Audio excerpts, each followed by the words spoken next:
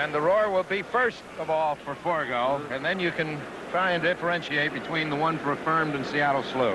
But Forego will get the best of it because he is an overwhelming favorite here in New York City. How old is he now, Josie? He's now an 8-year-old, and we'll never forget the race he ran in the Cup race 2 years ago, 1976. He did the impossible under 137 pounds. Yeah, we've made much talk of weight, Jack. That was a tremendous burden, 137. The highest ever to win in this race, and what a tremendous job it was. He looked so terribly beaten in the stretch and just came on under with Shoemaker on him, and that's the day Shoemaker said it's the greatest horse he ever rode. He did. Now, here he comes.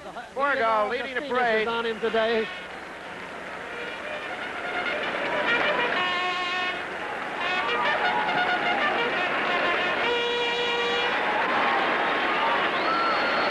There he is, the one and only Forego. Not running today, and I'm sure the other 6 are glad, Chelsea. Indeed they are. Forego looks terribly well. He's gained a good bit of weight now. His old stomach is starting to lower a bit as he's relaxed and gone into retirement. You think we'll get a little heavier, Jack, when we slow up? Here's Affirmed.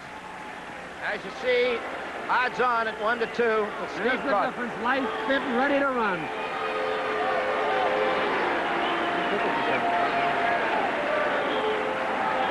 Nasty and bold.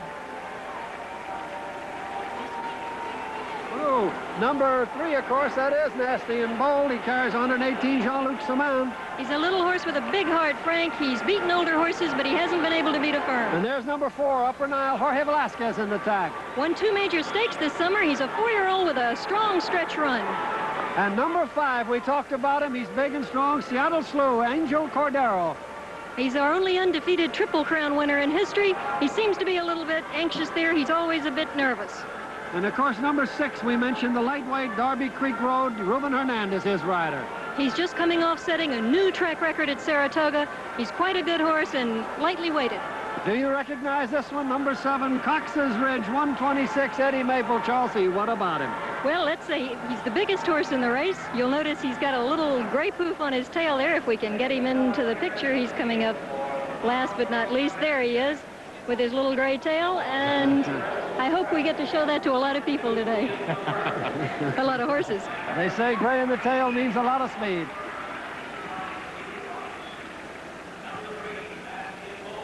There's another look at Affirmed, number 2.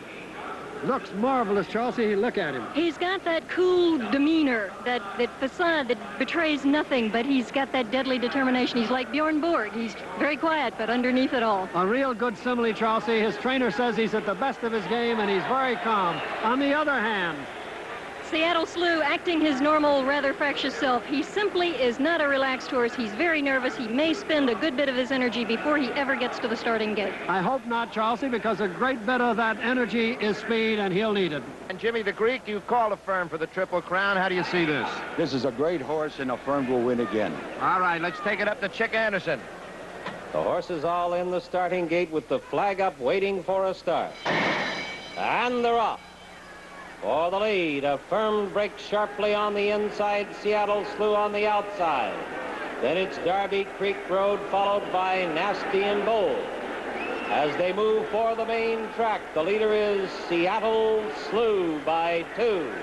Affirmed is second by 1 length. On the outside, Darby Creek Road, 3rd a half. Nasty and Bold in 4th by 1. Then it's Cox's Ridge, and finally Upper Nile along the inside. And even 24 seconds for the first quarter, relatively slow. It's Slew in front by 2.5. Affirmed in good position, second by 1 length. Nasty and Bold, 3rd ahead with Upper Nile closer in 4th.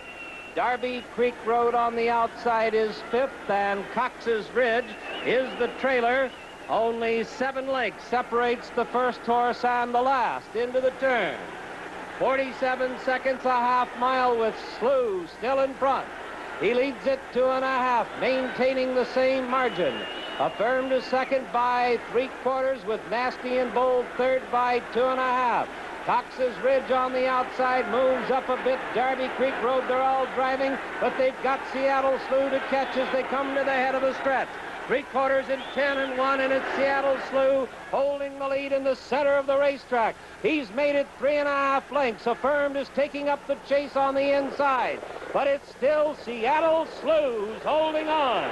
Nearing the finish, Seattle Slew has it by 4. Affirmed, far back, Nasty and Bold.